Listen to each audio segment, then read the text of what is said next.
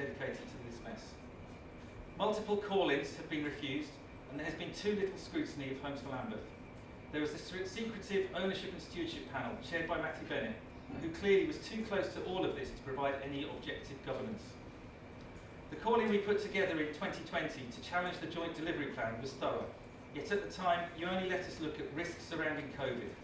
Instead of valid concerns we raised over breaches of the Constitution, non-delivery against early business plans, lack of detail on financials, lack of scrutiny and governance, inadequate equalities impact assessments, and the mismatch between the Homes for Lambeth business plan and the climate emergency commitments. The Kerslake report picked up on many of the areas we highlighted 3 years ago. Lack of clear governance was one of the major failings identified in the report.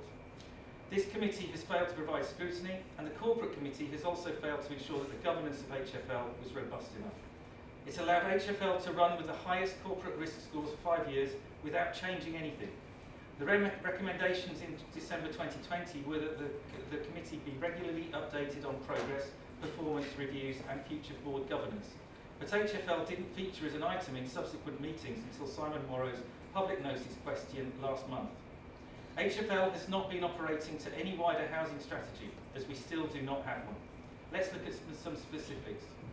Hythorpe Road. I've been told that the contract was awarded to a company that had ties to an HfL staff member who is no longer with HfL or Lambeth.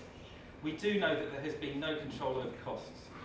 Roman Rise. In the Central Hill August 22 newsletter, it stated works were due to start in September 2022. Work has still not started, and the wasteland has now been guarded 24/7 by a man and a dog for over 6 months. The site has been vacated for over 2 years now. Lambeth Council has borrowed £320 million from the Public Works Loans Board since 2019. It spent £100 million on the redress scheme, the rest was due to be spent on regeneration. Where exactly has that money gone? I've attended 2 memorial services recently, both deaths due to regeneration. There has been untold suffering and poor mental and physical health due to housing insecurity, disrepair and the council home sitting empty during a housing crisis, cost of living crisis and COVID pandemic. We need a full independent review into what has happened and what went wrong, so we can take stock, learn and move forward.